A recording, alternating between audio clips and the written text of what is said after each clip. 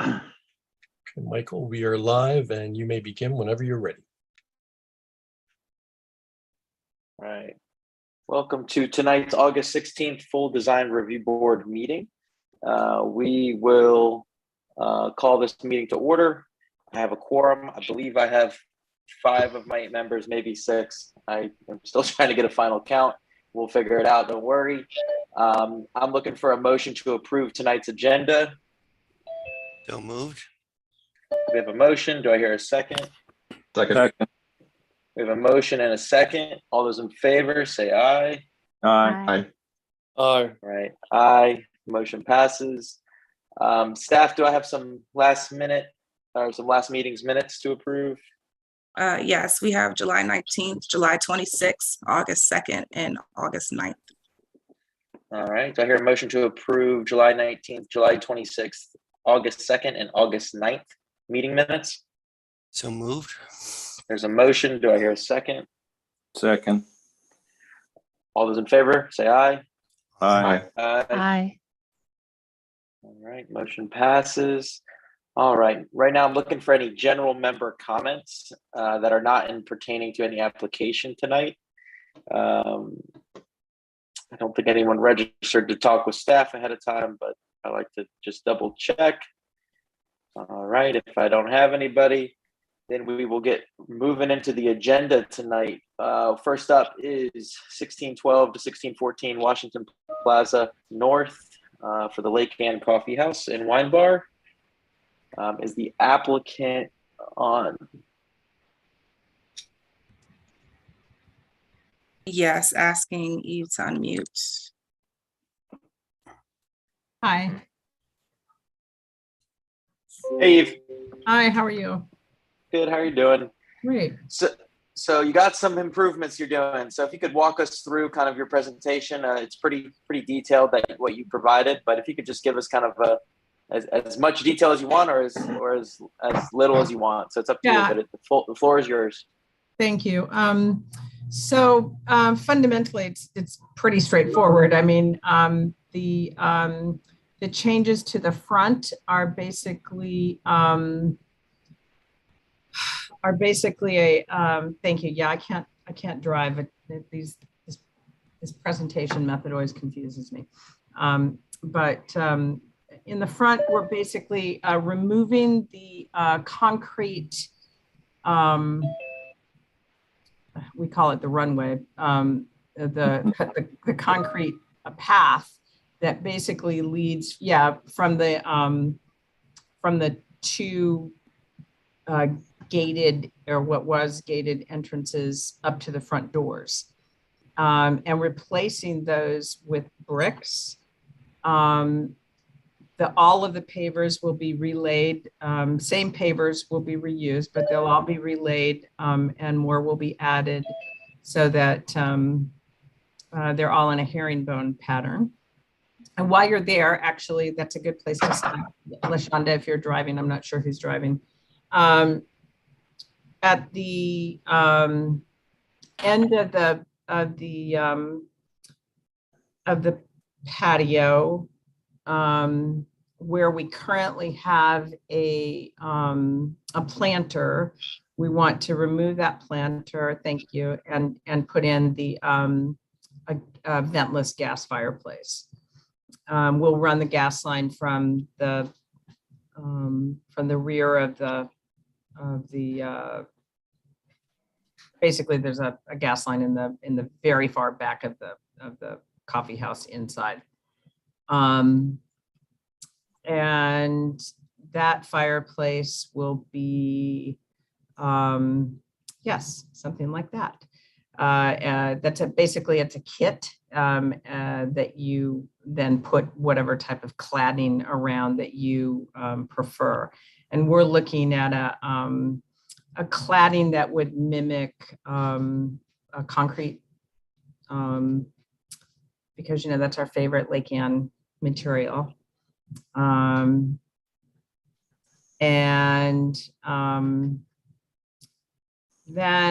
let's see, that's really the majority of the changes in the front, is really just removal of the concrete and replacing it with brick. Then in the back, we want to do a repave the back with pavers, enclose the equipment, and create this raised deck area. And this really grew out of, we had to replace, we had some mammoth trees back there that probably started as volunteers, 40 years ago or something like that. They had to be removed. And then my designer, who was working on the front, kept parking in the back and saying, I feel like there's an opportunity there. And so, so here we are. This is all designed to connect with the previously installed fencing, which was recently redone, which is it's a equipment shield basically, and creates a storage area between the church and us. And yeah, so basically this is it. It's just really, it's patio and a little raised deck.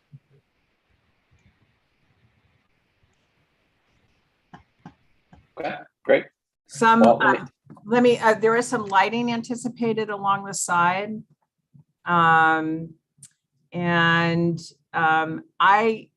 want to, full disclosure here, I am not sure that we're going to use this particular lighting that she proposed, because the contractor is really recommending that we go with, I think this is like 120,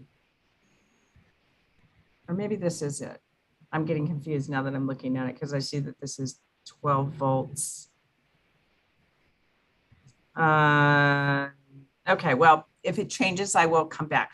I promise that. How about that? But it would be something like this: pathway and downlighting, and the way that it would be fairly discreet like this. It would alternate a downlight and an uplight along the fence line. Those are panels. As you go up the sidewalk and up the stairs, each panel is about, I want to say, approximately 6 or 7 feet. So there would be an uplight, a downlight, an uplight, a downlight. And that's basically it. Okay, great. Thanks, Eve. Steph, do we have any affected parties on this?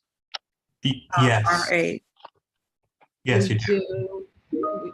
We do. We have Walter. Are you on, Walter?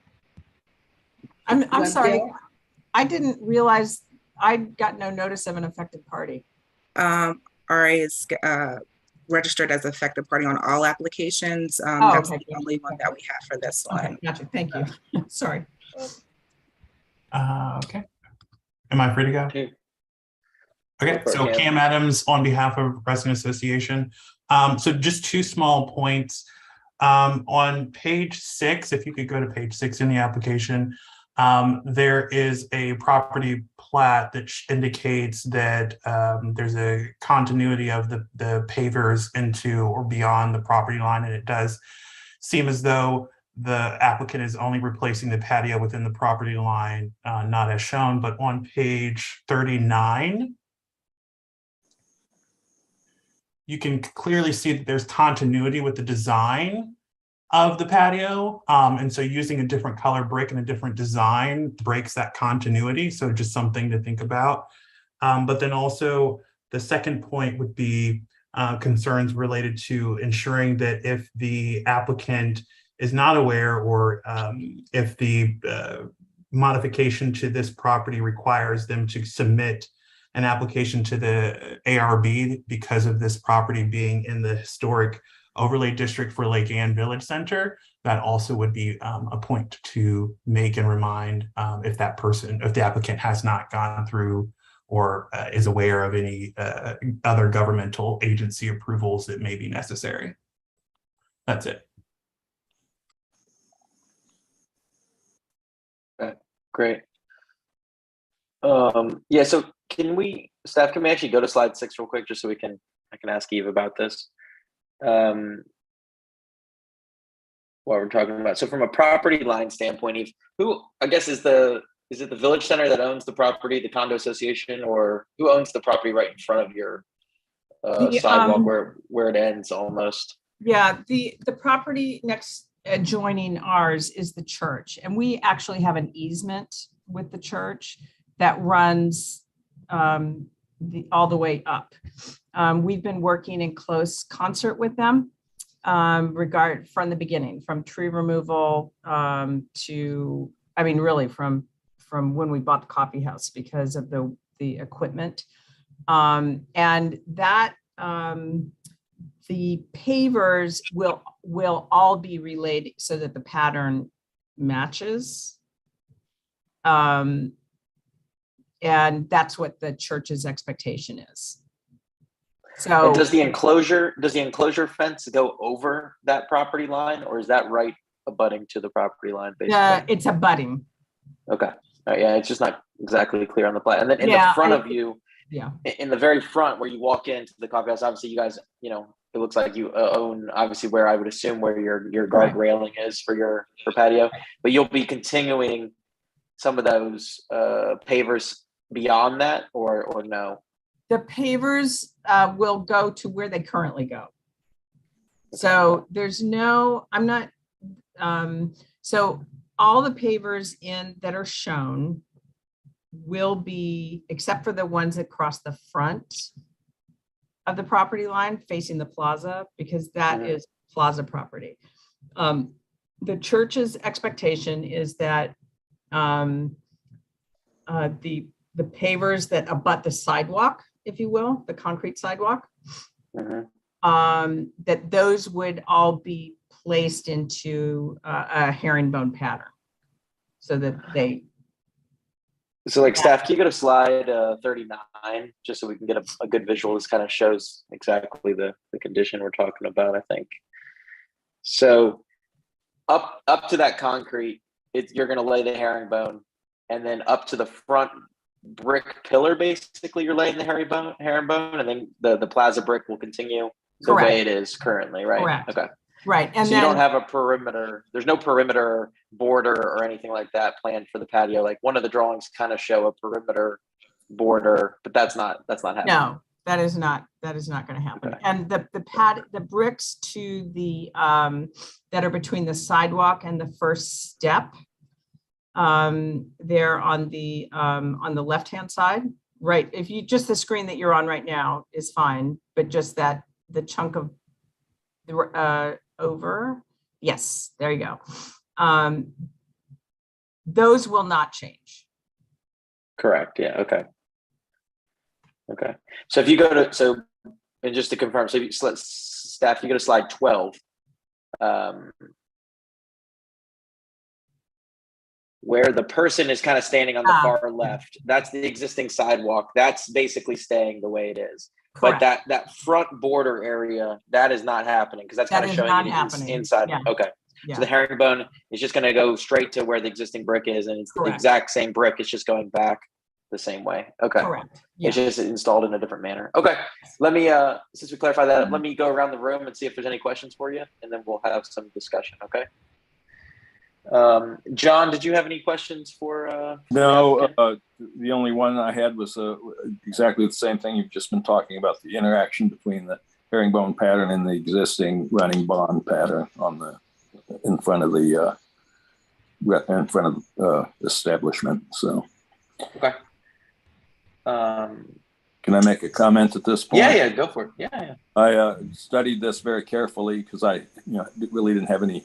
Being a new guy, didn't have a lot of information on this, but very impressed with the presentation, and I think it would be a wonderful addition to the restaurant. That's nice. Sarah, did you have any questions for the applicant? I had no questions. I went through the entire submission and just echoing what John said, there was a lot of detail to go through, excellent presentation, and I concur. I thought it was well thought out and is a nice enhancement. Great. Dan, did you have anything? No, my same questions are about the border, but otherwise I don't have any real concerns about it. Looks good. Okay. Jim, do you have anything? No, it looks very nice. Okay. Bruce, do you have any questions? Yeah, I had a question about the tree removal. Yeah, for the one dogwood, I think. Right? Yeah, the dogwood. Oh, right. Yes, question? Yeah, the question was, is this as an aesthetic removal or what? So it is, the tree really is in very poor condition. And it is basically in line of where we want the fireplace placed. It's probably, the tree is probably, 25, maybe 30 years old. It's declining. It gets a lot of shade because of the sycamores and the tree whose name I always forget, the kind of pine-ish, the evergreen. So it's just not even if I guess even frankly, if it was a healthy tree, I want to be 100% upfront and say it's in the way. Adds little to the environment that it's in.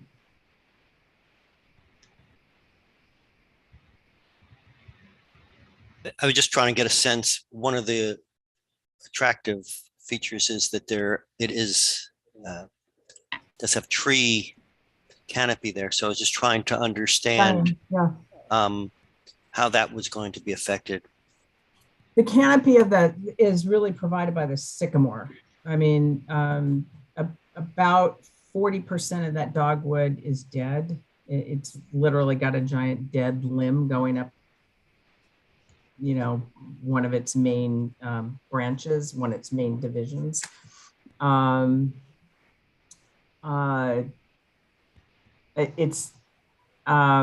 the canopy is beautiful. It will continue to be a beautiful canopy because it's provided by the sycamore. I was trying to show, it's difficult to see on that, but it's very sparse. Okay, thanks. No other question. Okay, thanks, Bruce. Only question I have, actually two questions, Eve. You answered the one thing about the cladding on the fireplace. So is it going to be like somebody's going to parge it completely? Is it going to be a concrete paver that's going to go on it? Like, what exactly is the concrete? Is it going to be poured in place, or what? It's a concrete board, and then it will be parged in place. Okay. And yeah, I guess the only issue I have with parging that big of a section is it's going to be prone to cracking. But that's not really up to me. It's more of a maintenance thing that you'll have to deal with. So just kind of keep that in mind, because I worry about having the parging mainly because it's going to be creating a little bit of heat right there. It's going to be warming up part of it. Part of it will be cold in the wintertime, and then they'll meet, and that's when the parging will want to crack. So that would be the only concern I would have. But as long as you guys are going to maintain it, I don't see an issue with it. The other thing is, does it have to be 7 feet tall? Like, where does that put it in relation? Is this scale to accurate where it kind of shows the fireplace right under those? So all those beams are at maybe about 8 feet or so along the perimeter. I think it's a little more than 8, but okay. Yeah, the beams are pretty substantial. That's not an insignificant element of that area. Yeah, no, I guess what I wanted to do is I didn't want to detract from the beams and the brick, and all of a sudden you're going to put this big concrete box. The did you guys explore like looking at maybe getting the same brick that you guys have at all to cover it? We didn't. If you are looking at the face of the coffee house, the idea is to match the stucco color. So I don't think it's going to be a big monolith.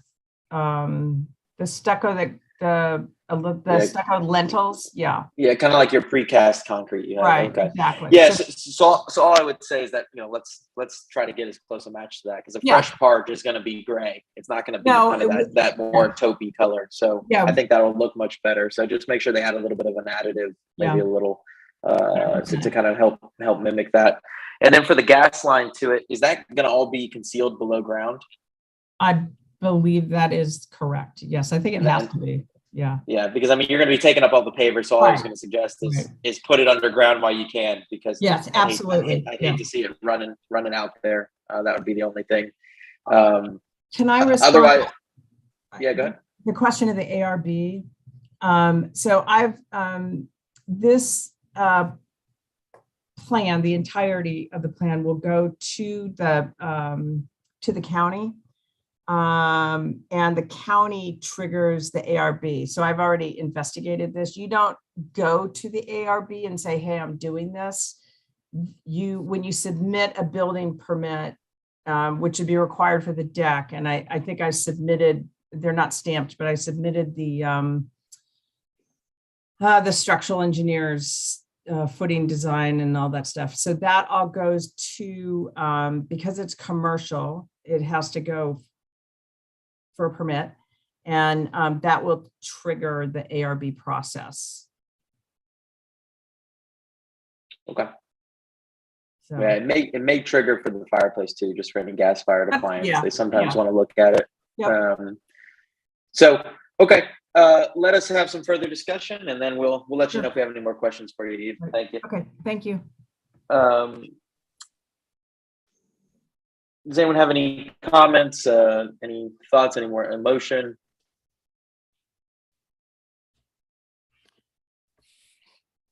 I've had my say earlier. I would make a motion to approve the plan. Okay, we have a motion on the table. I'll second that. We have a motion and a second. Is there any further discussion?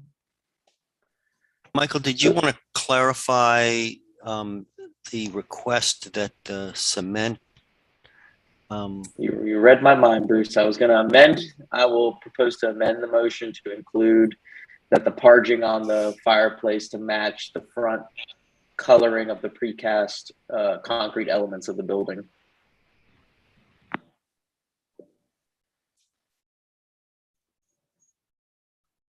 John and Dan need to accept your. Yeah, John, do you accept my amendment? Oh, absolutely. Yes. All right, John and Dan, you're good too. All right, so we have a motion, a second, and an amendment. Any other further discussion? Everybody clear? All right, all those in favor of the motion say aye. Aye. Aye. Any against? Any abstentions? All right, motion passes. Thank you, Eve. Have a great night. All right, moving on to Vantage Hill and Wainwright Drive townhomes. Is there a representative from Vantage Hill here? Asking Lynn to unmute. There I am. Sorry, it wouldn't work for me. Thank you so much. My name is Lynn Strobel, and I'm here this evening regarding Vantage Hill. And I'd like to introduce some folks that are with me this evening. We have Robbie Malm with Craftmark, Rob Schulman with Vantage Hill, Aaron Vinson, who is with Walter L. Phillips, the civil engineering firm that we've been working with, and Kelly Pasesny in my office. And we do have a presentation that we would like to review with you.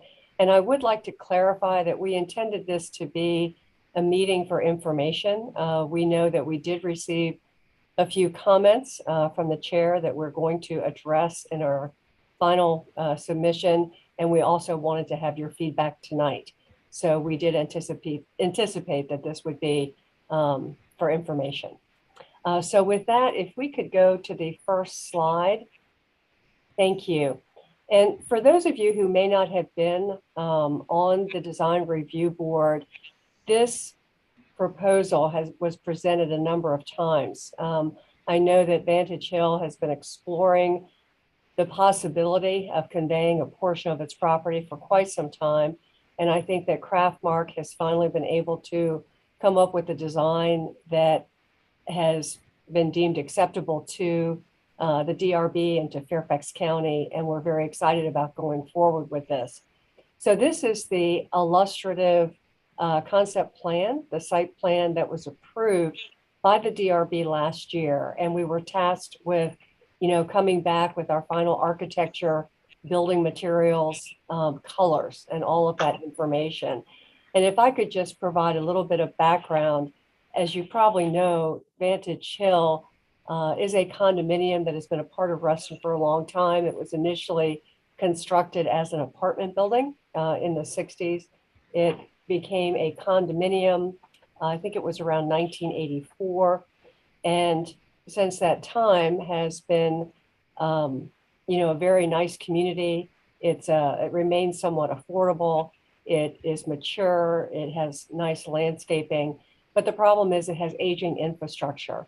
And so it really needs an investment of capital improvements for things like better windows, HVAC systems, and a number of really expensive items. And so the thought being is that this area, which currently has a swimming pool that has not been used for a number of years because they cannot maintain it, that this area could be sold and that the revenue generated from that would be put into the community for these capital improvements. So that's just, briefly how this all came about. And so when Craftmark began working on this, they really listened, I think, to the DRB. We went through a number of different iterations of the plan. We are proposing 28 single-family attached homes or townhomes. And in going through our process, we reduced the number of units. We changed orientations. You might notice that we are taking away one of the current access points to Vantage Hill Road. That allowed us to keep the height of the townhomes down. And we included a community gathering play area. So we really put a lot of work and time into this, including tree preservation, a robust landscape plan, and stormwater management.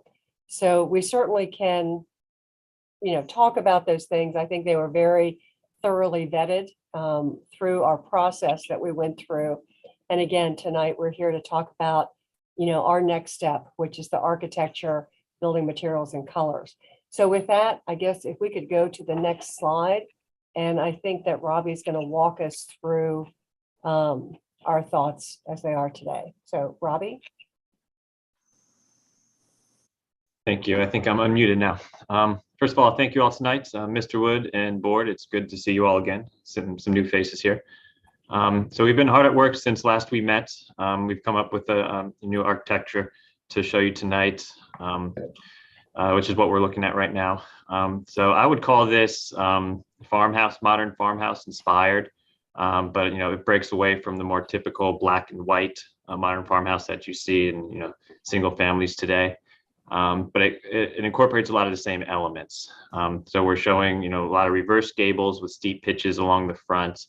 It's board and batten, heavy on the masonry, a little more heavy than you'd see typical farmhouses. I would say they're a little more than 50%, 3/4 masonry on the front and sides. We have no headers on the brick windows, which is kind of a more modern design, but we do have projected sills. The base of the building has the architectural banding, kind of rustication-like, which is created by projecting different courses of brick, kind of helps anchor the building, give the lower story more weight, so to speak. The canopies are flat canopies, a little more on the modern side. The color scheme we've come up with, like I mentioned, the first iteration we had on this was more of a stark black white, which we've stepped away from. So we're introducing more earthy tones, some natural colored bricks. So the bricks we're looking at are obviously rendered the best to our ability, but they are general shale bricks. We do have a color chart coming up here, but the colors are Clayton Falls, Old Mill, and Graysburg. Yes. You want to flip back? We'll come back to this. Sorry, I'm jumping around. Carrying over to the sides, we do carry the masonry up 3 stories on the sides with board and batten in the side gables.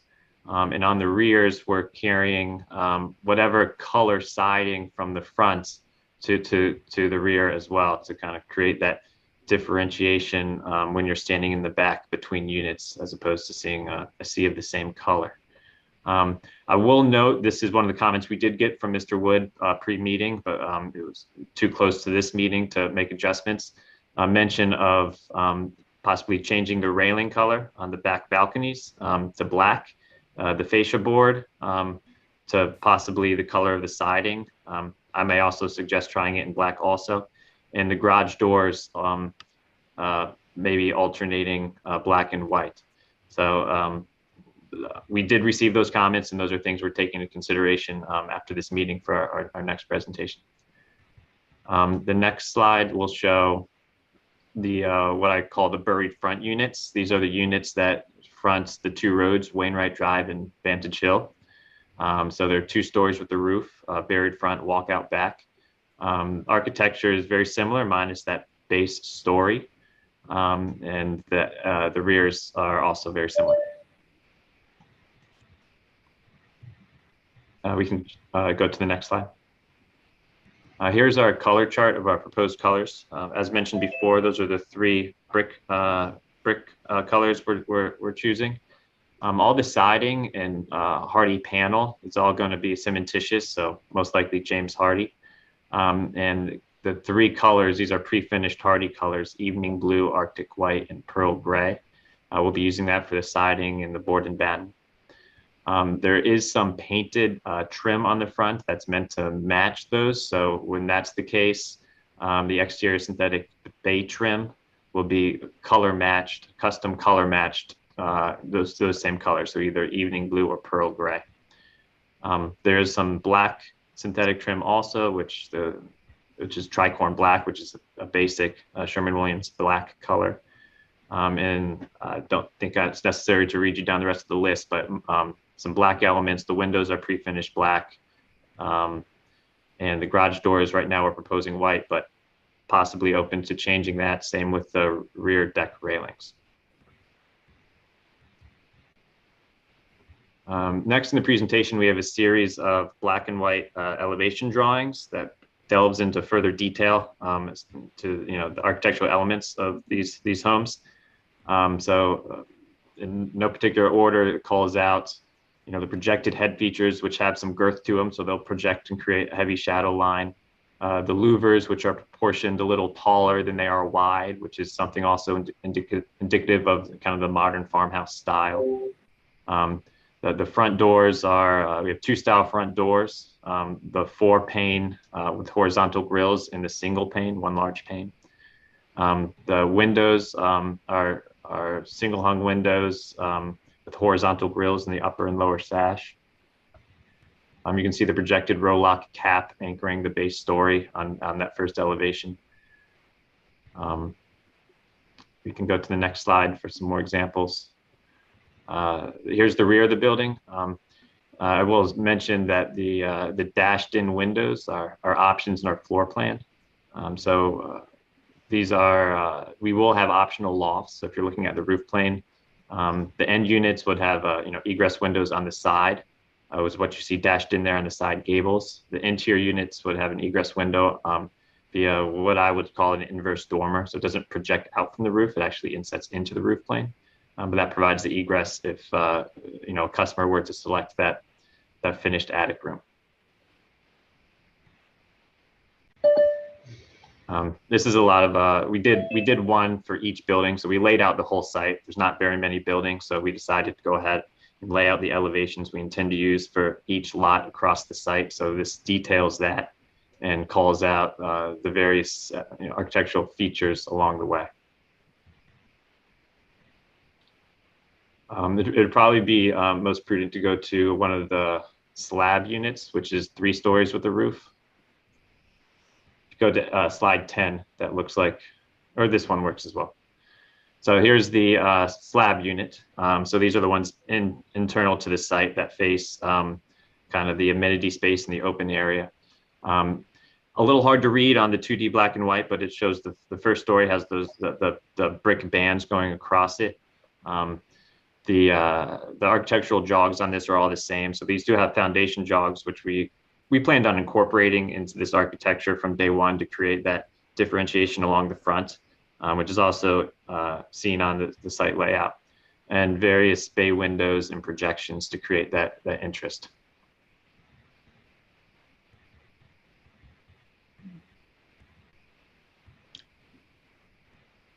I think we can flip through these since it's a lot of the same information, just so everybody can see that we've gone through and laid out every building. And then we'll land on a slide showing the site lighting next. So the site lighting right now is simple. We're showing wall sconces on the front and rears of these units. This is the original light that we've selected. I will note that we've gotten a recent request from Fairfax to consider a full cutoff lighting, which we would like to do. Of course, get DRB feedback on that too. So that's lighting that doesn't emit above the horizontal, also known as dark sky lighting sometimes. So we are looking at reselecting a light fixture to comply with that request. This jumps into the landscaping elements. So I'll hand this over to Aaron Vinson to describe the landscaping plan. There's a legend in the bottom right-hand corner, but I will let Aaron take you into that. Hi, everybody. Aaron Vinson with Walter Phillips. I'll give a brief overview. If you were on the DRB when we were before you previously, this will look very familiar. The design of the site was prioritized tree preservation, and so you can see in the plan south and plan southeast, there's a significant cluster of existing trees that we propose to preserve. We also propose to supplement those that existing tree canopy with ornamental and understory plantings to maximize how we are screened from our neighbors. Along Wainwright, we want to try to recreate some of the feel of Wainwright today, where we have situated the buildings relative to Wainwright, similar to some of our neighbors. And we're proposing a 3 or 4 staggered rows of canopy, evergreen, and ornamental trees along our Wainwright frontage. Along our Vantage Hill frontage, we're proposing basically a more formal sort of streetscape with a significant number of canopy trees interspersed with ornamentals and evergreens. We are also proposing smaller ornamental trees, shrubs, and evergreens throughout the site, specifically in the alleys. We, as you may recall, there was some back and forth when we were in front of you earlier, talking about how we can maximize sort of the screening within the alley. And so we have created larger medians between garages, and we're proposing some shrubs in those areas. And then lastly, we're proposing a focal feature in the open space area that will consist of sort of a large flagstone gathering area with a pergola and a seat wall. We also want to try to take advantage of the topography. The site drops from northwest to southeast.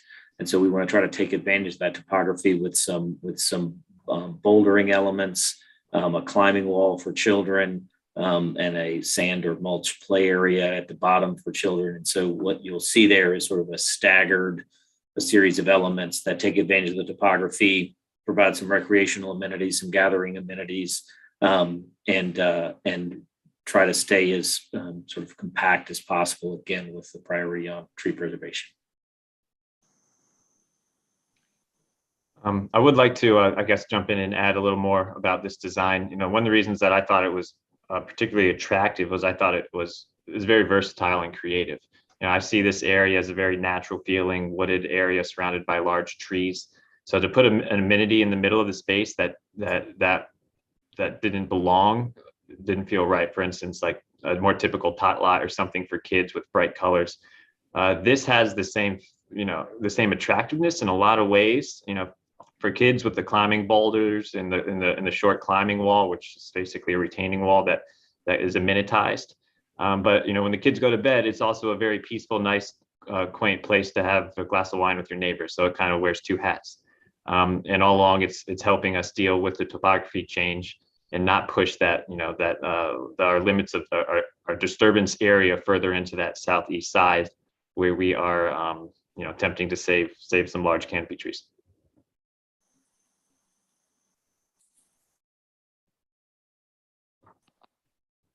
I believe that is the end of our presentation. So we'd be happy to answer any questions or open this to discussion. I will just add that, we did file the applications. We went through and met with the DRB before we filed our applications with Fairfax County. We have since filed those. We are processing them. Our staff coordinator is Lauren Hall. We have a planning commission hearing date in November, on November 2nd, and then to the board in December. We've been working closely with staff. We have, they did not have any major concerns to begin with. They, of course, always have comments. We've been addressing their comments. And I think we are, working through the process, and we do anticipate that we will have a recommendation of approval. So we really don't have any outstanding issues with staff. I just thought I would mention that. So again, we appreciate your time this evening, and we welcome your feedback as we try to proceed in this process that's been ongoing now, it seems like for quite a long time. But we're looking forward to making this, to taking the next steps and actually being able to construct this. So we appreciate your time. Thank you. Awesome. Thank you, guys. I believe there's some affected parties. So let me go around the room and hear them first, and then we'll come back to y'all with any comments, questions, and then we'll, give you some feedback. So, and just to clarify, you guys are only looking for, are you looking for a conceptual approval, or is it just kind of information only, or, what do you guys fully kind of want tonight? Well, we would like to, and I apologize because I probably should know this, but we would like to come back the next time, hopefully, and ask for a recommendation of approval. So if the path forward for that is to get conceptual approval tonight, that's fine. Or if it's just for information, that's fine. We anticipated that this would be our opportunity to, again, receive comments and make sure that we get it right. I guess the only reason why I would say maybe you would request conceptual is because then, because this is the first time we've kind of seen any elevations. I mean, there's been renderings and massings in the past, but there actually hasn't been any detailed kind of elevations with the gables and just kind of materials and stuff like that. So I think for your benefit, it'd be better to have a conceptual approval. So that way we're just, the final thing, we're just kind of tweaking it basically. Thank you. Thank you for the guidance. That would be yeah. Thank you. So I would just keep that in mind. Board members, they're going to go for a conceptual approval tonight. So let me go around for the affected parties. Staff, do you have a list of them? Yes, we do. We have Walter Webdale. And so just before any affected party starts, just to let you guys know, affected parties have 3 minutes to state their case. Staff will be timing you and we'll cut you off if you go past the 3 minutes. If you're representing a group, please let me know, and you will be honored to have 5 minutes to speak. So take it away.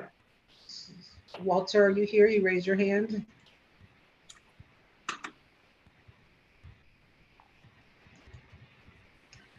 iPhone 144, could you identify yourself?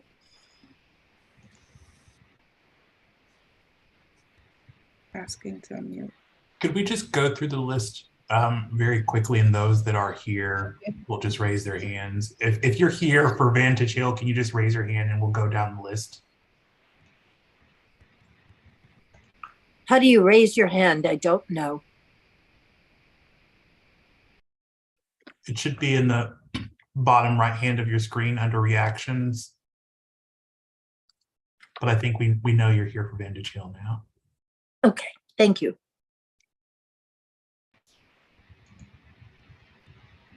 And then Lara, if you just want to go down the list.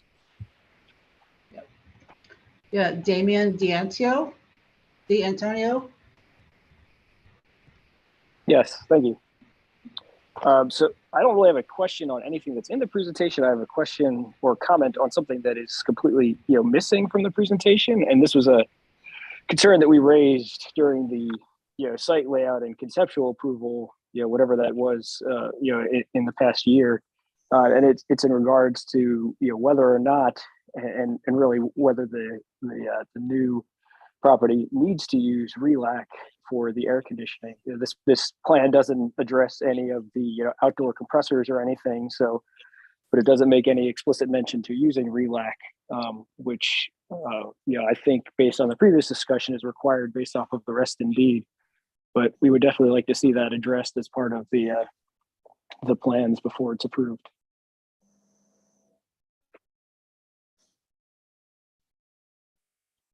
Okay, next person. Okay, thank you. We have Burton Griffith.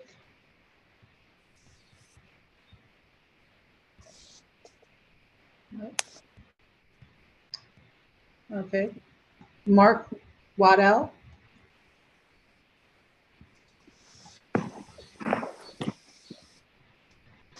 Mark Waddell, no. Catherine Vermeer.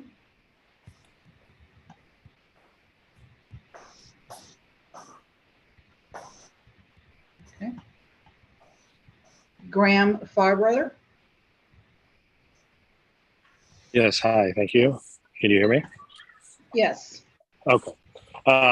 So I'm sure most of you will remember me from past conversations as not being the biggest fan of this project. I guess I would say that I'm asked the board to really push on the architecture. I think what they've done is sort of generically unobjectionable, as a lot of sort of current developments are. We were sort of pushing for something more special, something unique, something that really creates a character like all the other developments on this street do. But assuming that the board is going to see the current presentation generally favorable, I would ask to just push a little bit harder on the same level of detailing and consideration that's going to the fronts of the buildings to be extended around the sides. The composition of the ends is a little bit lacking, and in the back a little bit as well. Similar to Damien's concerns, I'm assuming they're still pushing forward with not being on RELAC, in which case these renderings and plans, as far as I can see, don't show any kind of mechanical equipment. And I think that's a considerable factor in the way these buildings look and perform. It's hard to imagine where these things will go, given the garages in the back, and then what does that mean they're in the front, and how will those be screened and so forth. And I think that about covers it. I think if you're going to continue heading down this path, then we should make it as good as it can be. And I think it still needs a little bit work from where it is today.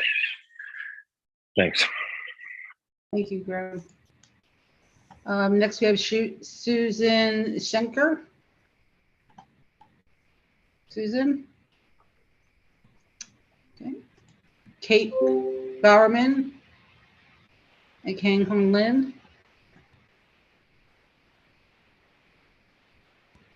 Okay. Jeanette Schneiders.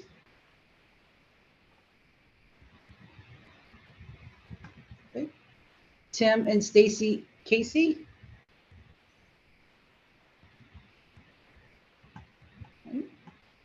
Pam and Damien.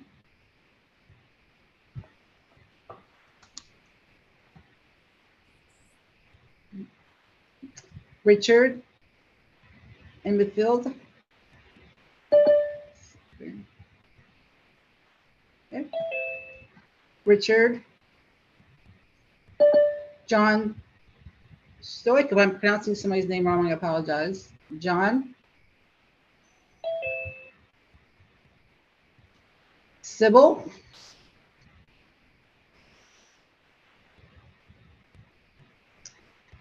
Vernon Wiley.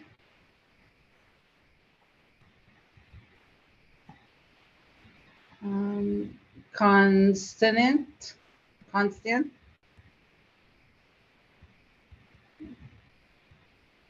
Barbara Kaufman.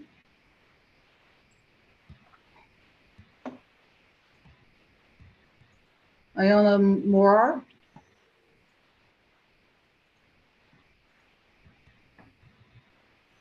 Bill and Joyce.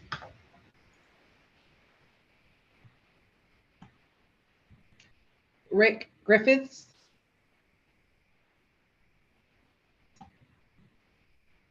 Linda Morley.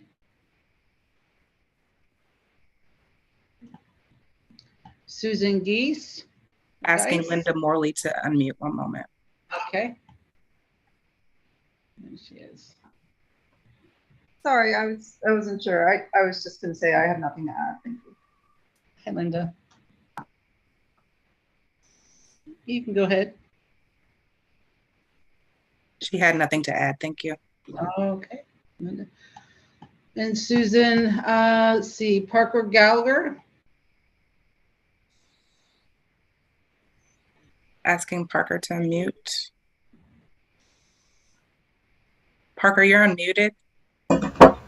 Right. Thank you so much. Can folks hear me? Yes. Yes. I just want to thank the Design Review Board. As I think you've seen from the presentation, Vantage Hill has worked very hard to incorporate a lot of the suggestions that you made as you gave us the previous conceptual go forward and go ahead. So we're still very much in need of doing the project, as Lynn described at the beginning of the meeting. So thank you for your consideration. And as I have in previous remarks that I've made, my family stands in support of this because of the benefits that it brings to the community in Vantage Hill, as well as to the neighborhood on Wainwright Drive. Thank you. Over. Thank you. Lee DeCola.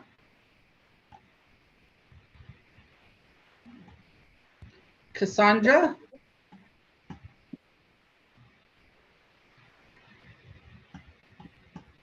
Peter Drennan.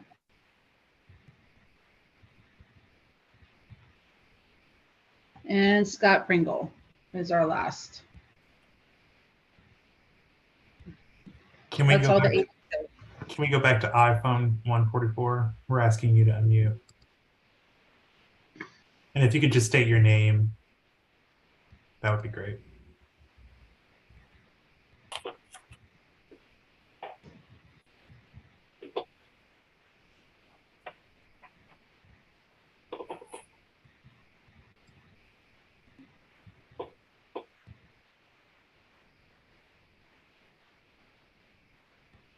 I'm sorry, we're trying to unmute you.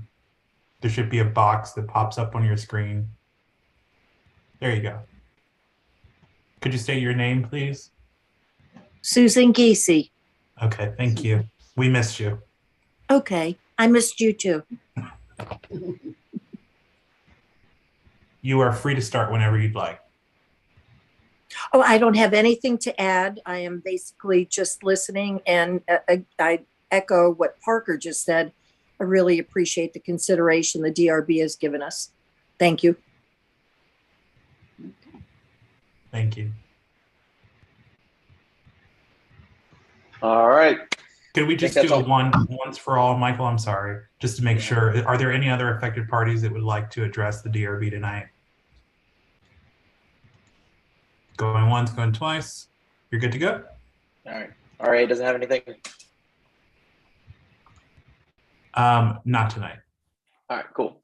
All right, sounds good. Let me go around the room. If we could just unmute the applicants so they can answer any questions our board members may have. John, did you have any questions for anybody on the team? I'm looking at the drawings, and that was there's a lot of concern about water runoff, and it looks like there's a fairly large detention area on the property, and I wanted to know if that was like an underground tank or how that was being handled.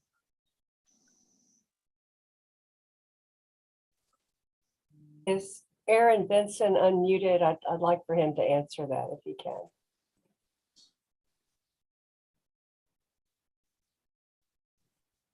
Can you guys unmute Aaron? There it is. Hey, Aaron, we got some new members on the board. So if you could just give us a brief rundown of how the stormwater management is working, so everybody, is kind of up to date, that'd be great. Certainly. So there are no stormwater controls on the site today. Basically, the site conveys stormwater runoff from Wainwright and Vantage Hill to the west and north through an existing channel that is routed to the southeast, where it joins a stream system that ultimately goes to Lake Ann. So there are no controls today. The first thing that we did from a stormwater management perspective is do everything we could to balance impervious area, meaning the proposed development is located generally within the footprint of an existing parking lot and existing pool. So there's a relatively minimal is not the right word. There's a relatively limited increase in impervious area. We're handling that. The heaviest lift, so to speak, for stormwater is coming through an underground stormwater management system that will actually be located under the open space area that we're looking at here in the middle of the development. That answers my question. I'm sorry I went over grounds again, but thank you for the information. Anything else, John? Is that it? That's it. Great. Sarah, did you have any questions for the applicants? Yes, I did have a question. So I did see that there was a location of air conditioning unit at the garage with some screening. And I'm just referencing what was done at Tall Oaks across the way here, where it seemed that if there's natural gas there, natural gas meters were accounted for in screening, or if those were going to be there, where would they be located? It just seems that at Tall Oaks across the way that wasn't very well coordinated, and I think they had a missed opportunity. And if we can get ahead of that with the utilities out in front, just help you be that much more successful. And that was all I had. Sure, I think I can answer that. So first of all, the dry utility plan wouldn't necessarily be done at this stage in the process, but we do have a general idea of where things will go. The gas on this would run to the front of the units, and the gas meters are typically, in my opinion, okay to go on the fronts because they sit low to the ground and are very quickly covered up by shrubbery. The HVAC units, you're right, we did plan for them in the rears. We had, Aaron mentioned this, I believe, we had separated the driveways and the garage doors, creating slightly wider islands between every other driveway, and the HVAC units would sit on grade at those locations, and there would be a little bit of room in front for some green, for some vegetation or some shrubs or bushes to be planted in front to help screen those. The electric meters would either go on the rears or they would be banked on the sides. We'd pick the low visibility side. Ultimately, that design needs to be approved by the utility company, in this case Dominion Power, but that is typically how we would handle something like this. Great, thank you. Great. Anything else, Sarah? No, that's all. Thank you. Awesome. All right, Dan, do you have any questions? I'm trying to find this. I'm sure it's somewhere here, or maybe in the old materials. What are the widths of the units? They're 20 foot wide. Across the board? Across the board, yes. Okay. All right. And then my second question is, you mentioned looking or hoping to, hoping is the wrong word.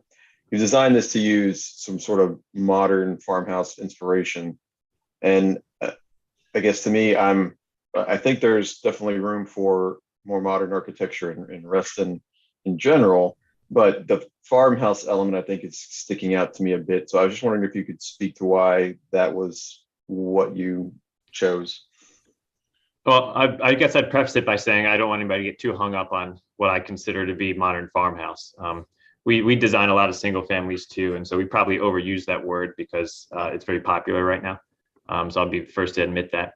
But when we design our farmhouses, it's the reverse gable, it's the 2-story window connected with those paneling is a more modern attribute that that then more reads like one continuous vertical element connecting the upper and lower stories. The flat canopies are definitely more modern than anything than a shed canopy or a pitched canopy.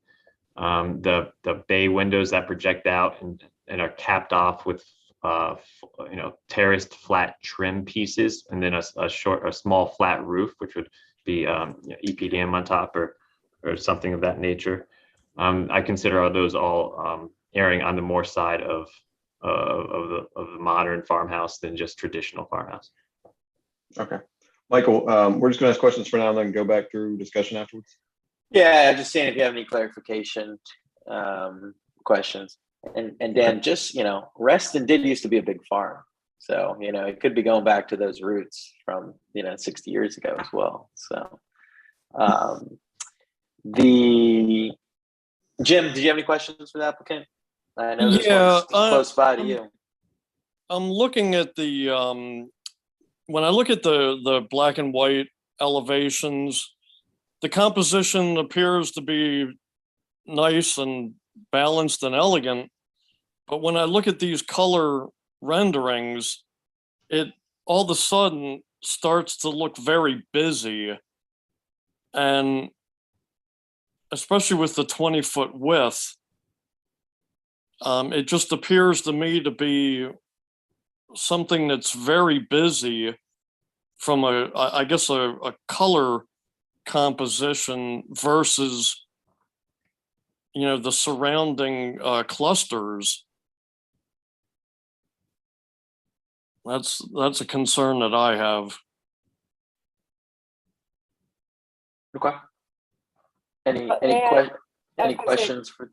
May I ask a clarification? Is that maybe a suggestion for fewer colors, or I just wanted to maybe ask you, there's a color composition. Are you looking for fewer colors?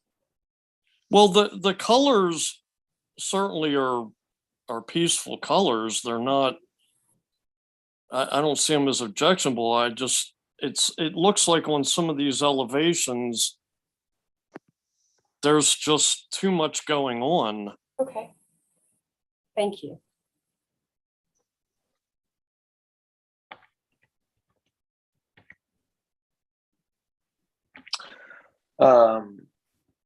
Bruce, did you have any questions for the applicant?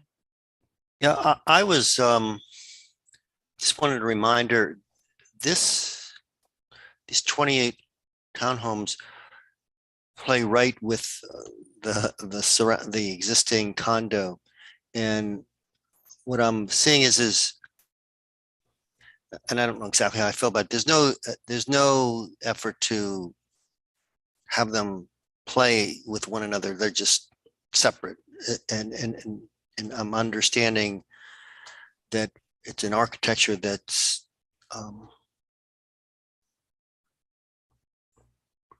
very popular now, but it will be completely out of phase with anything in the adjoining property from which it came, or anything else. And I was trying to get a sense of what the thought process was there.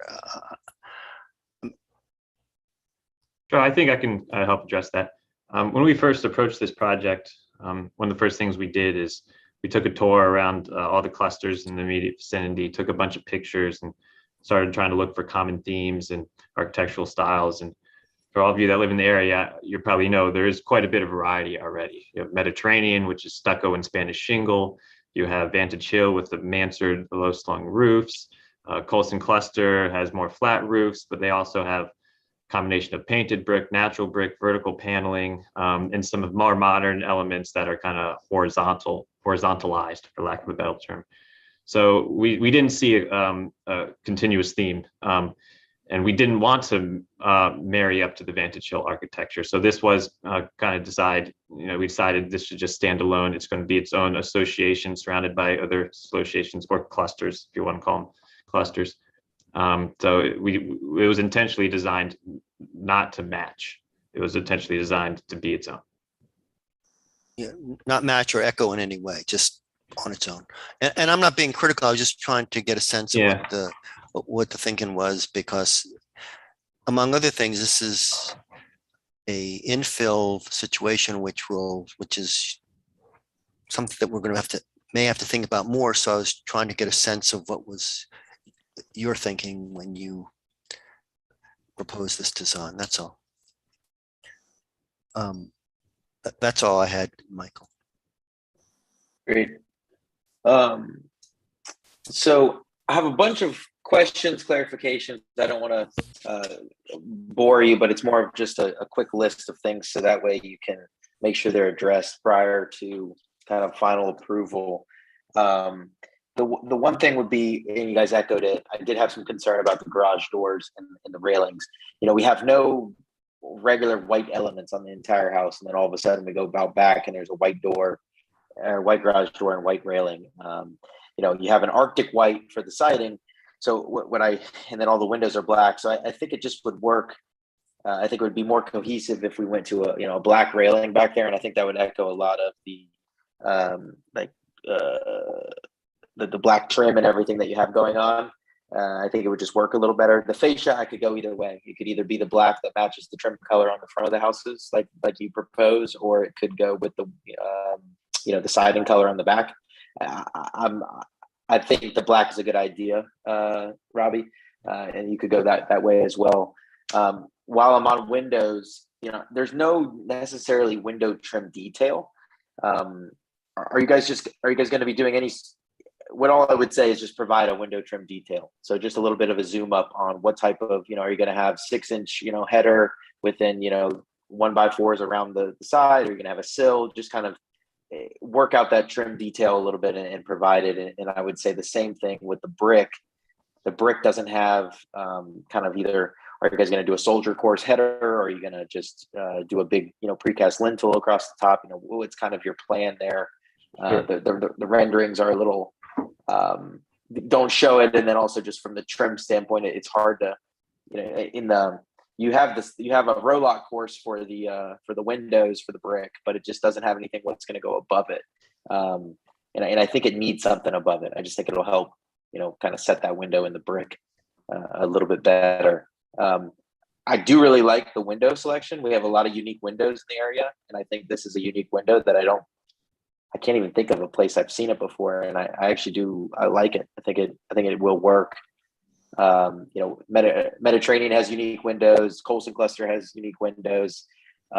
Even Wainwright cluster has some unique windows that go floor to ceiling.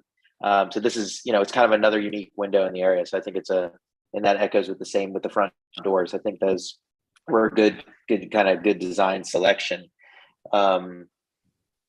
Going on the window or the front doors, these front cantilevered wood canopies, I think we just need a little bit more detail of what they are. It just says wood canopy. How thick are they? How far do they project? What are they supported by? Is there going to be any sort of tension cable or something that has to support it? Or are they going to totally only float out about a foot and you can just cantilever it right out? So just a little bit of thought on that, and a little bit more information.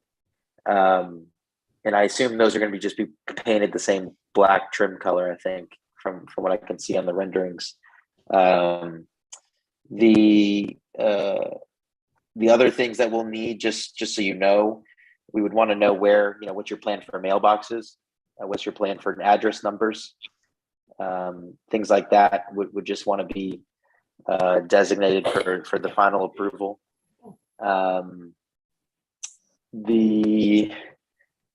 The egress windows, the optional windows, I oversaw that. I didn't even see that when I was reviewing the application, but you brought it up. So I guess the only one I really have an issue with is the egress window with the optional attic, and exactly how that's going to work. Is that going to be finished on the, if it's a reverse shed, I guess, pop up, is there going to be siding that follows the inside walls of it, like kind of back to where the window is? Yeah, that's a siding material, and it's very difficult to see from ground level because of the way it's inset into the roof. So you know, if you're at this Yeah. same, if you're across the alley, in another Have you guys built those before? Like, could you guys yeah. just provide an image of what that kind of looks like, just so I could Absolutely. roughly get an idea of how that's going to affect that roof line there? Because does it come all the way out to where the fascia board is for? No, they're inset to where the wall of the finished room inside. So a section would go a long way in describing this also, but I think a picture in this case will Yeah, if you guys have a picture, I think that would help immensely. One thing I would prefer, and I don't know if it would be, I'm hoping it won't be a deal killer. Is there a way you guys could just make the windows on the end be mandatory and just include those? Because I think it kind of breaks up that huge face of siding and kind of gives it just that one extra level of detail. Hopefully everybody picks the option. Yeah, I agree with you. And maybe you guys, can upsell it, but I think it goes a long way to help that big face, because on paper that gable looks small, but I think by the time it's in there, that it's going to be a pretty big face of siding. So breaking it up somewhat with that window, I think could help the side elevation a little bit. And then the only question, the outside amenity space, I think it turned out great. I think it's a really well done way to do a very kind of natural playground. Now that I have a kid, my kid plays on rocks all the time in front of like the coffee house, which was the application before. He's climbing on those things all the time. So, I think it's a great intervention, and it's a great solution to kind of that space. And I appreciate you guys thinking that through a little bit more than just sticking a pergola there and saying, have a nice day. I think that turned out really nice. So, those would be the main questions I had. Sure. Can I ask a few clarifications? I just want to make sure I get it right. Yeah, go for it. You started with some questions about the window trim. So I designed these intentionally without window trim in the siding condition. This is we've been doing this a lot on some of our very high-end single families, where you take the less is more, you start stripping features, so the windows feel a little more naked. Since they're black, they already pop. And we've been doing it trimless a lot. So that was our intention. I'm open to suggestions and looking at trimming these out, but that's so how does the window sit a little farther up, so then the siding, the lap siding hits right into the edge of the profile of the window? The perimeter of these windows, they're black, and you have, looking for a sample, you might have 2 inches, 2.5 inches of black perimeter. That's part of the window itself. And the siding would die into that. So there's no separate trim piece 1x4 or something like that wraps around it. And again, that was done intentionally, but I'm open to suggestions. Same thing with the brick. So what you see there is a brick Rolock sill where the window's set in brick, but no header. So you just have a regular course running across the top. Again, that was done intentionally to kind of strip away that feature. We've done it a lot on some of our high-end single families, and it's been pleasing. So that was done on purpose here. But again, we're open to suggestions if the board feels strongly. Once again, provide a picture. That way we can see exactly what it looks like. Okay. I think that would, that would be helpful. And speaking, you were talking about samples. We haven't approved one of these in a while. And typically when we did approve them in the past, Lynn would know, we normally would want some samples. So if you guys could drop off samples of the brick, the coloring, just kind of maybe build a sample board or something that just kind of puts everything together, so we can, board members can view it at our leisure as we, stop by the main center and can take a look at it. I think that would go a long way, and kind of for the final approval. That way everybody has a chance to get their eyes on it. I don't think we need like a window sample, but if you just have a little section of the color of the window, right?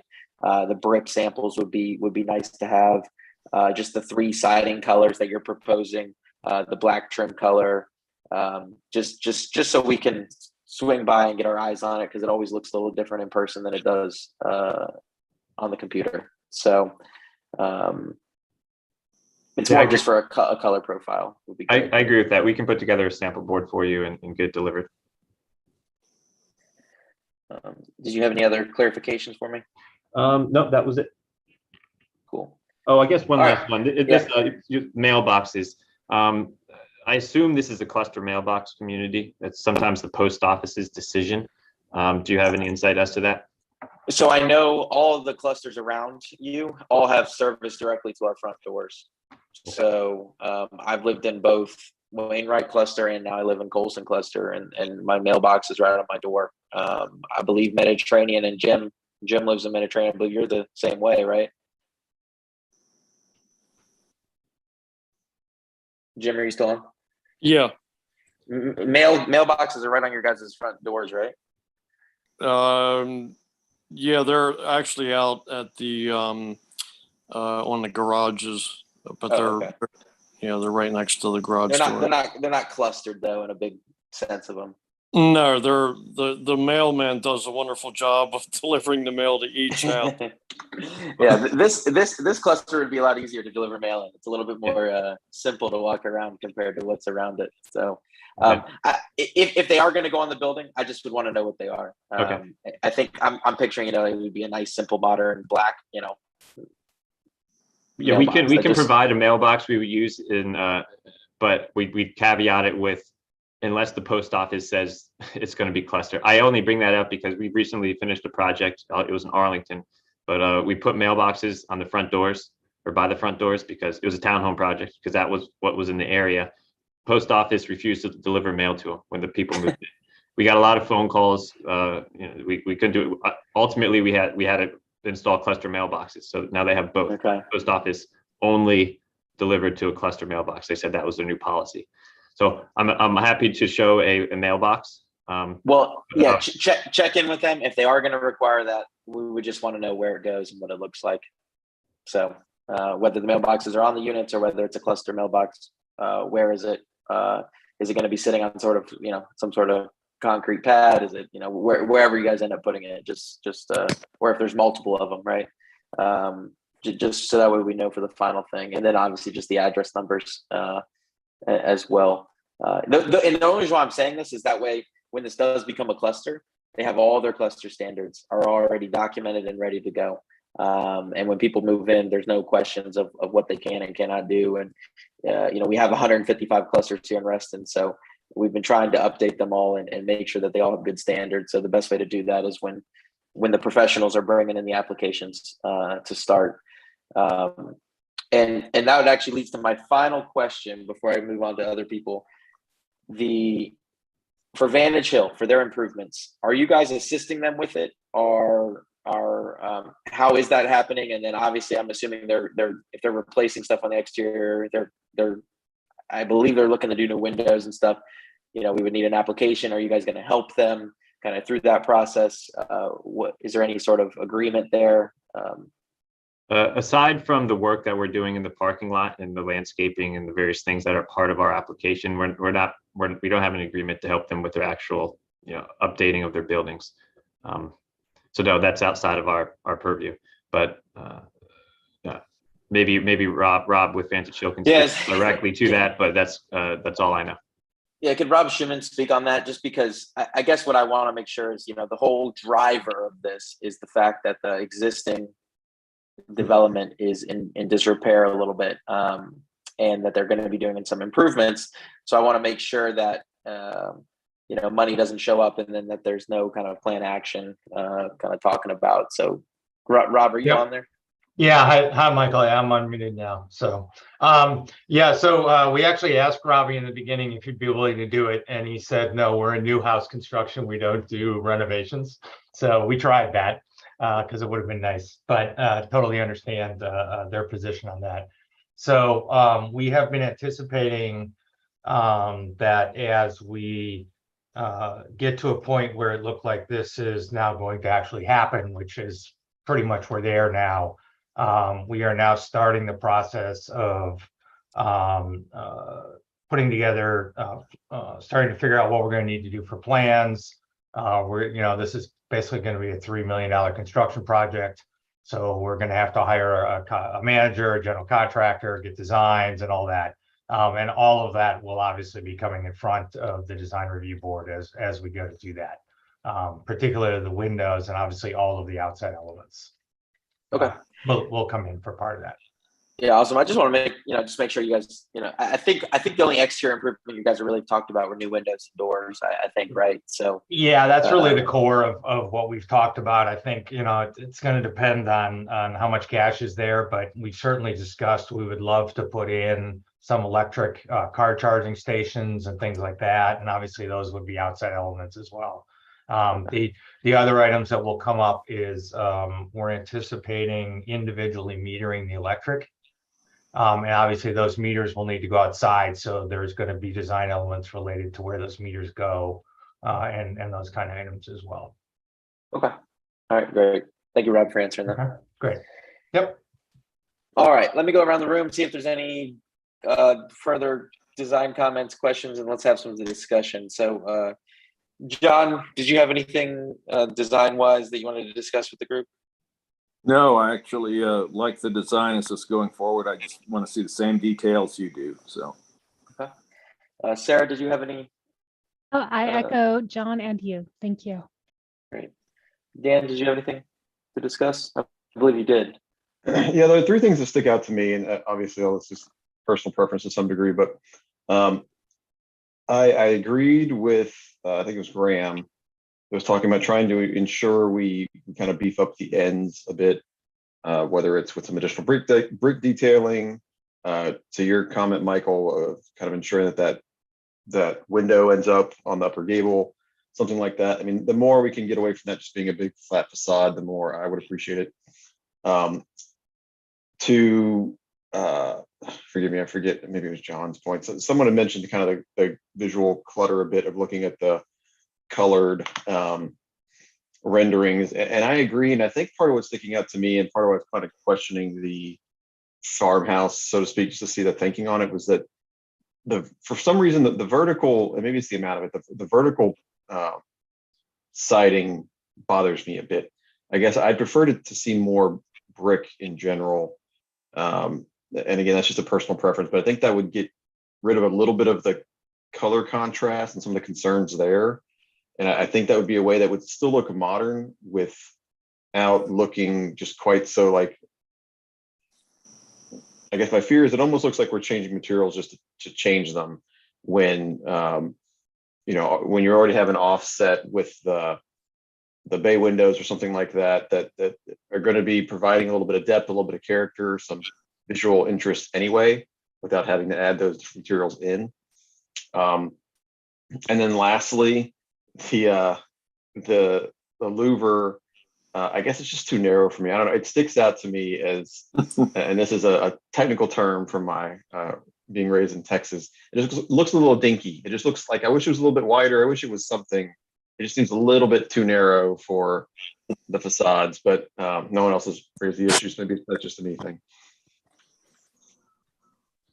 That's all.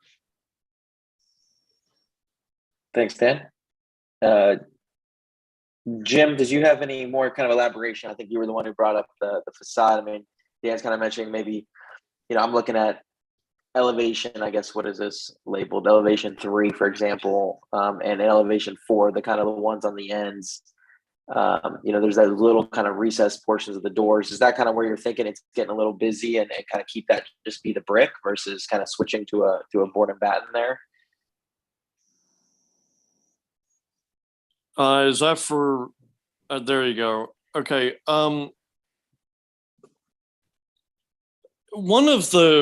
think one of the nice things about what I'm seeing here is the vertical, and I guess the proportions in some way in my mind recalls the horseshoe shaped building down there on Lake Anne. But when you get to all the different color variations, I think that could just be turned back, because I think it's compromising the composition of the elevations. I think it's just in the color variations. Do you think that's due to the material change though, right? I mean, so. Yeah, I think so.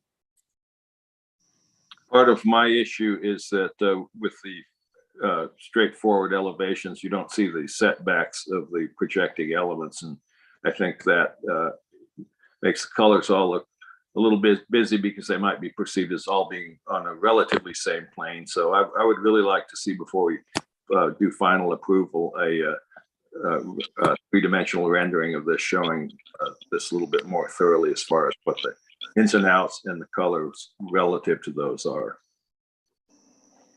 Yeah, that reminds me. One thing I did recommend in my kind of preface email that I had sent back about a week ago was to kind of see roughly, and I think this kind of goes on what you're saying, John, is like kind of the Wainwright and Vantage Hill Drive, what it looks like when you're coming in those areas, especially since we split up the houses to be, we have the little gaps between them now, that is kind of spacing them out, and it's not creating a big face along those roads. That'll also show kind of the depth, because I think there is some good variation that happens on the facades. I think it's just, showing that would be helpful, to kind of see how far these projections are coming out. And that kind of goes to my canopy question too. That's where I just don't know how far that thing's coming out. There's a shadow, but is it, I don't know, is it 8 inches? Is it, 3 feet? I can't tell. Yeah, that's a detail we can clarify pretty easily. It's a full depth, canopy, so it extends at least 3 feet. There's going to have to be some sort of support for it. Then. It's cantilevered by framing members projecting back into the floor system.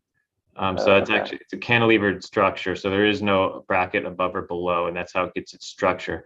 And then so there's two LVLs that cut back into the floor system, cantilevering out about 1/4 of their total length. They're framed around and then trimmed around with the same synthetic board trim, and then there's a flat roof, EPDM roof on top. What's the underside of it? Is it like a tongue and groove, or just one big panel? Like it's a flat panel, so it'll kind of read just like one, flat awning, but it's flat synthetic board trim painted, along with the rest of it. Okay. Jim, did you have anything else?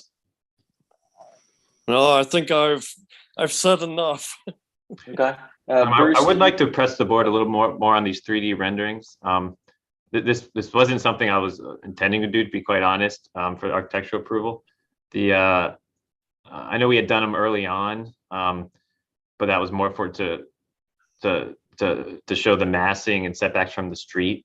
The next meeting, I believe, is the due date to submit the revised presentation is 8/30, which is about 2 weeks from now, to rebuild out the site for 3D renderings, aside from the. Let me clarify what I was asking for. I just want a small vignette of the front of a couple of units to show what the projections are and how the colors interact. So you might do, like, we're looking at the front elevation there. Half of that elevation just is a 3D view from the street is all I'm wanting to see. And probably I may have already, I'm new to the board, so I haven't seen the previous presentation. So I might be asking for something that you feel has already been done, but I have not seen it. Yeah, that's a little low of a bar. Maybe we can get that done in time. But as far as a full site build out to show the actual buildings, on the site. I'm not asking for that. Yeah, I'm not asking for that at all. So okay. We're more at a deep level now. Yeah, I think he's looking just for a mass, somewhat of basically we have kind of a floor plan showing the projections, kind of massing that up so that way it can kind of roughly show where it all projects and how far is it coming out. And it's it's a wish list item if you guys can. We understand the time is of an essence with this project. Bruce, did you have any design discussion items that you wanted to bring up? No, I don't. And so the only thing I was just thinking about is I was looking at this landscape plan, and you guys plan on providing something that's a little bit more detailed, right? With like quantities, and I'm sure you guys have a full tree plan for the county. Yeah, I'll let Aaron speak to like that a final tree specifics. plan. Yeah, we do have a full-on landscape plan as part of the requirements, tree preservation and landscape plan. I should probably let Aaron speak a little more to its specifics, but that is something that we have. What we have in front of you kind of shows quantity of landscaping, the varying types of trees, understory, canopy, shrub, bushes. And there was a legend, if you kind of blend it into the color, if you go down to the last landscaping page, there's a legend that kind of had a plant pool. So you could see the deciduous trees or the canopy trees and which types of trees, would be put in those locations. Same thing with the understory trees and the evergreens. So the landscape legend, yeah. So that does provide a little bit more information. Yep. Just maybe like a quantity sake then, or like some sort of table that says, okay, we removed X trees and we're putting back, now this is the final plan, we're putting back, 30 deciduous trees or whatever that first one is, right? And then we're proposing 30 more understory trees. And then we have 30 more evergreen trees. Because right now it just kind of all, I guess I could go through and I could count every single one of the little markers, but for our staff's records, it would just be easier for them to roughly know what you're, going to be final planning. And I'm assuming it already exists with the county. So I'm assuming you guys have something that has a tree legend of some sort that has a quantity associated. If you could unmute Aaron, I think he said that he might have something to add to that. I don't know, can we unmute Aaron Vinson? Yeah, sorry, I muted myself, not forgetting how difficult it is. We have that information, Michael. We're happy to send it over and include it with the next package that you see as well. So we've got quantities and not detailed species yet. That'll come in site plan, but we have plant pools and things like that. Perfect. That's all I'm looking for. I do like the picture though. It's very well put together. It's just for our records for the final step. Just having that would be helpful. All right. Does anyone have any other thing, motion, etc.? This is just for conceptual approval, which basically it's really just for the final kind of, roughly giving them the elevation approval, the material selections, but kind of we gave them feedback on some ideas of how to adjust it a little bit, but nothing too major. Does anyone have a motion for that? I'll so move. All right, so we have a motion from John just to approve as is, John, or conceptual approval. Okay, yes. with our comments. Okay. Yep, with your comments added. All right, so we have a motion. Do I hear a second? Second. All right, we have a motion and a second. Is there any further discussion? So Michael, they would be coming back with, we would see the elevations along Vantage Hill and correct.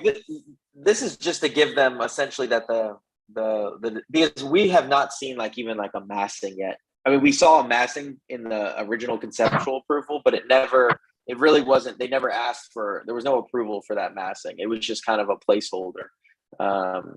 And so this is the first time we're seeing kind of the massing, the sizing, the final kind of design selections from a material standpoint. But they're going to take into account our feedback for what we went over, right? And they would need to come back to us for that. And if we have more tweaks, then we have more tweaks then. But the thought is to try to get them as much of our feedback now, so that way when they come back, they have a kind of complete package for final approval. So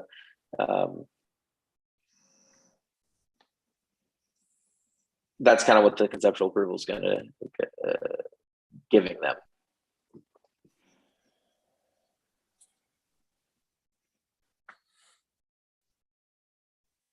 That makes sense, Jim? Sure. And realistically, we could give them, they did say they want information. We could say it's no conceptual.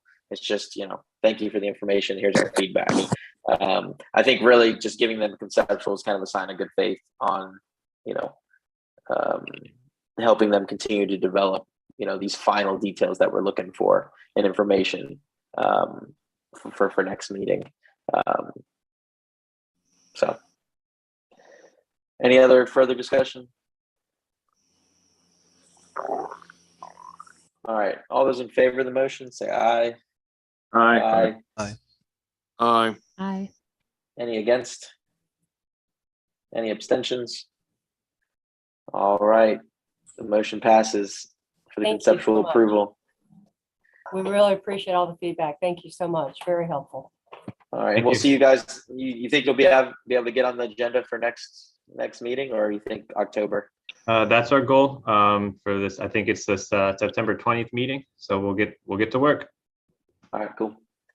Thank you, guys. Thank you very much. Have a Oh. good evening. You too.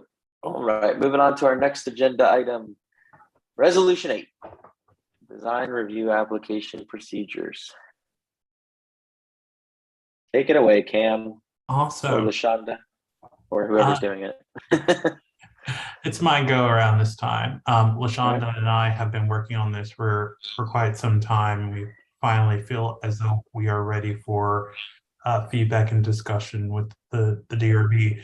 So essentially, Resolution 8 is the resolution that pretty much governs the design review application process and procedure. And over time, of course, you all know we send out decisions to members who have submitted a DRB application. And one of the things that comes up is in that email with a decision is that there's a survey that we ask members to fill out in terms of their experience with the DRB process, et cetera. And so one of the things that we kind of have compiled is our own feedback as staff, since we're the first line of communication with members in terms of their applications. But then also the feedback that they've presented to us. And we kind of aligned some revisions to Resolution 8 that kind of align the content of the resolution to flow a little bit better. We are suggesting the establishment of a deadline for submission of information from both the applicant and possible affected parties, which I think is an important part of the DRB process, but it is a process that in some of our larger applications or some of our more complex applications, it can be very cumbersome for the staff to get inundated with last final minute submissions and informations and rebuttals that quite frankly don't allow us to really allow the applicant to review or the affected party to review it in advance. Sometimes we get them 2 hours before the meeting. So we're trying to make sure that there is a stop gap in terms of people submitting information. Ensure accurate citations for referencing other governing documents is another item, and then establish a clear process for appealing staff and consultation decisions. So this comes from some of the feedback that you all presented to us and your understanding of how the consultation decisions that get appealed come before a panel. And the idea was that the DRB believed that just requesting a review of a panel from a consultation disapproval would be sufficient. So we're falling in line and aligning the ideology with the actual process. And then reducing the length of the appeals process. I think this is an important one that we did not go into lightly. We don't want to shortchange people in their opportunity to be able to navigate and submit the required documentation. But if you actually look at the appeals process, for example, tonight's meeting, the decision will actually be sent out formally next Tuesday. And then you have 15 days to appeal that decision, which basically actually means you actually have 21 days to appeal. So you're not really shortening the time frame. If a person tonight thought that they did not care for the decision, if there was a misapplied guideline or new information, it really shouldn't take 15 days to formulate that plan as to whether they want to appeal citing that new information or misapplied guideline. So there's still that time built in. And then of course, just providing simple clarification on certain points. So I'm happy to go through page by page in the revisions if you'd like, or if you have specific questions, I'm happy to answer those as well. So for the appeal process you were just talking about,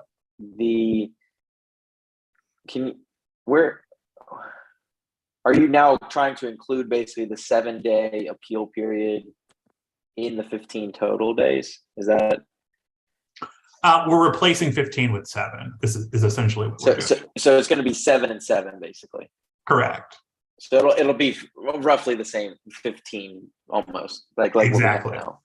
So like, for example, tonight, that applicant who wants to come back next week, next full board time, if there were to be an appeal, there would be enough time to fully vet it before they could get on the agenda for next month, basically. They would be cutting it close, but yes. Okay. Well, they would be able to get their application kind of together in the meantime, but if somebody came forward, then they might have to push it, That is correct. over. Okay. All right. Yeah. And whereas before it was basically hindering them where they wouldn't be able to even, were you guys making people wait, that they would have to wait till the next following DRB meeting? Correct. And if the meeting was already full, they would actually be going to the next following meeting after that. So Gotcha. Okay. Well, I think that's a good change. Then I didn't even know that was a thing. So let me see. That was the only thing I was trying to clarify. But did anybody else have any thoughts on this? I'll just kind of instead of doing a round robin, I'll just kind of jump in whenever if you have a comment for Cam. Yeah, the mailing timing was my biggest thing, so I didn't even think about the delay. That makes a lot more sense now. So I'm happy with everything else I see.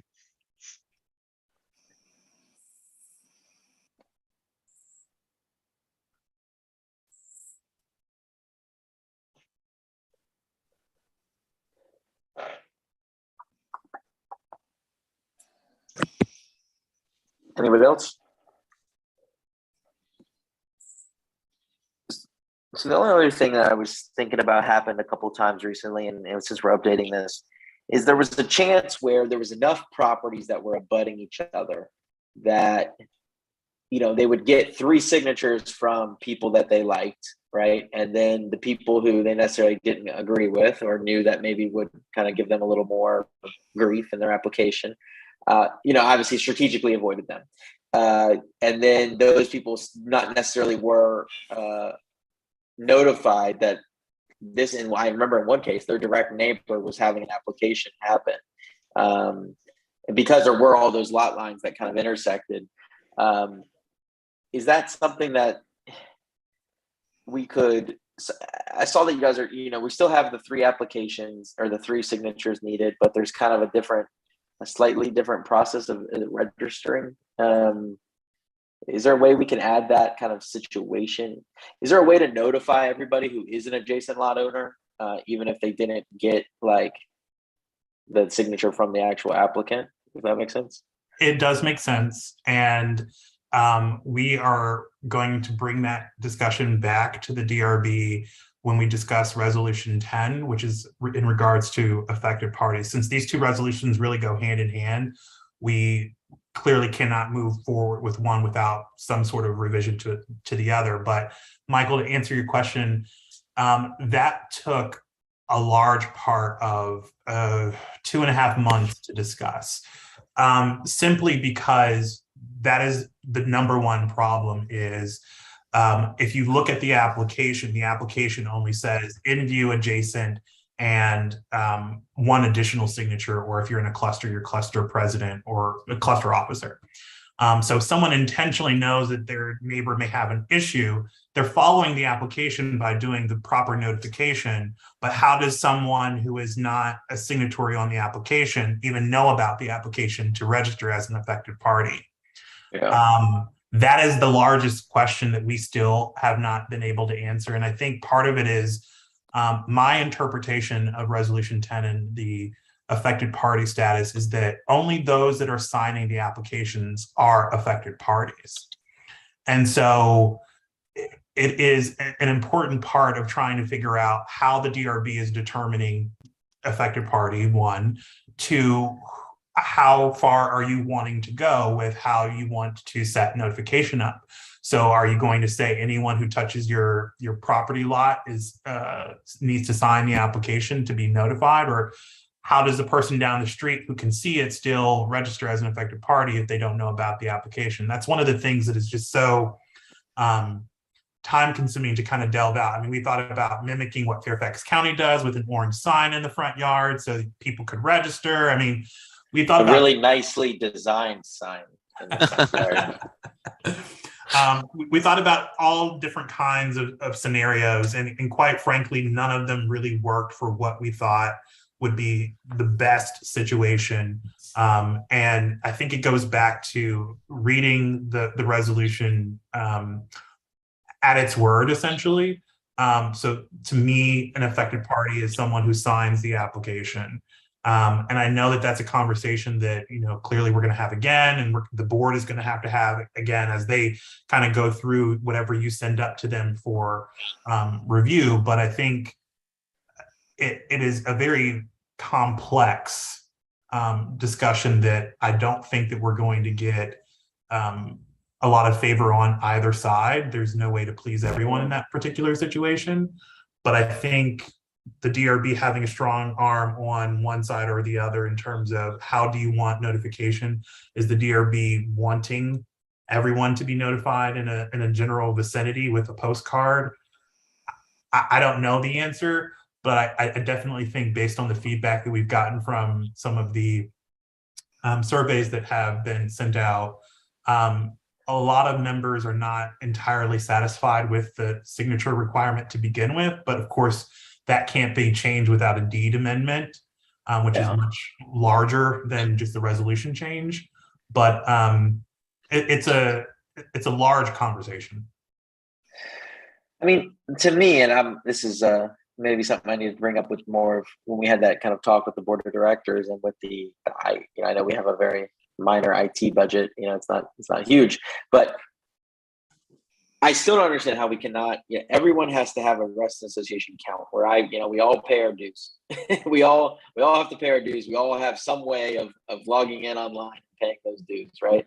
There's got to be a way that we can, just electronically notify, people that we're doing this. This application has been submitted, and you're an affected, you're a potential affected party, and if you want to move forward with an affected party status, let us know. But I obviously it's not that easy, or else it would have already been done. It looks like Bob might have a thought on my phenomenal idea. I hope. I'm afraid I don't have a phenomenal idea. I know that it's been discussed innumerable times, and the holdup seems to be how you interpret POA. And whether you can require someone to opt in or opt out of collecting information. And the discussion has revolved about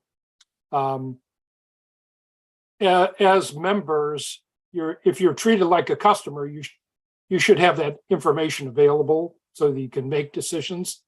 And given the environment that we're in, where things can be done much more efficiently than sending postcards, which people don't tend to look at anyway. It is a very nuanced discussion. The fear seems to be that we could get sued, and I think more people are upset that they can't communicate effectively than they would be if they were giving up their information. And quite simply, people can opt out. Yeah. What was wrong with the sign? I think the sign is a great idea, except that if you go over to Vienna, I think it may be just a notification issue that it has to stay up so many days or weeks before you can act on an application. And I think given the number of applications that Cam and his staff have to deal with, that would be an annoying job to have at best. It's definitely a logistics issue. You have to keep in mind that it would basically be for every application, not just what goes to panel and full board. It would be every application could have someone as an affected party.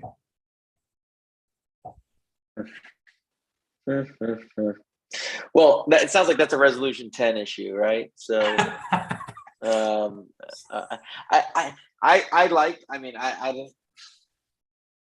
don't know. I think agree. since I mean, you guys are the ones that are most affected by it, come up with a set of suggestions. And I'm guessing that the board, unless they're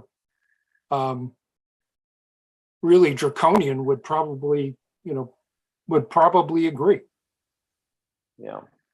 I just I don't know if I have the magic bullet, unfortunately. It sounds like that everything's been kind of thought about. I know Cam is thorough, so I don't, the sign to me is kind of the oldest school way to do it. Even if you had like a template or something that, the person had to print and, put up himself. Michael, in Montgomery County, there's it's mandatory that the yellow sign go up, and you have 30 days to file an appeal. And that puts the onus on the people that are really interested in having input on a particular, project. Well, who issues the sign there, Jim? Is it from Montgomery County, like once you put in your application, or is it a prior application requirement? No, it's part of the permit process. So we did think about the signs, and the signs is not a dead on arrival issue. There's clearly some logistics that need to be worked out, and if there is an opportunity to tread carefully, because as you know, the deed prohibits us charging fees for reviewing applications. So we'd have to be careful on, if we are setting up signs or setting up in a way for them to do signs. Clearly that expense is not an expense that I think the entire membership should bear on people submitting particular applications. So that would be something we would want to kind of go through, but we also toyed around with the idea of posting addresses online of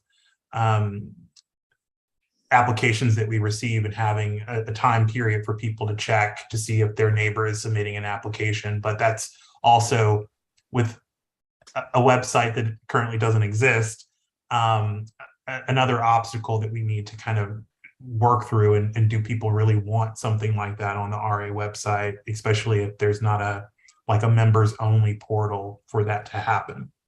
Well, it'd be like advertising in the newspaper. I mean, Right. just like in the old ways, right? I mean, and I think they still might require that, right? And so for Fairfax County, maybe, and maybe that is an idea. You just have I mean, I know we already post the agendas, right, online. I mean, it's really no different. It's just getting the agenda up early enough and just letting, maybe it's just a notification to membership over the next, couple, whatever, once the directive would be passed, just letting them know, hey, sending out a note to everybody that is a member or putting in the magazines, whatever, that says, hey, there's this new section. If you're wanting to stay in the know of DRB applications, it's on the DRB website section, whatever, and here's the upcoming applications, and you have until 2 days to register as an affected party.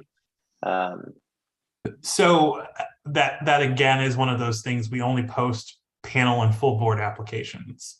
So if someone was painting their garage door black and it was staff reviewable, there is no opportunity for anyone to register if they didn't sign the application. So that goes back to my point of the DRB really needs to decide, is the intention that anyone can be an affected party or only those that sign the application? If it's the former, then clearly we have a lot more discussion that we'll have in the future.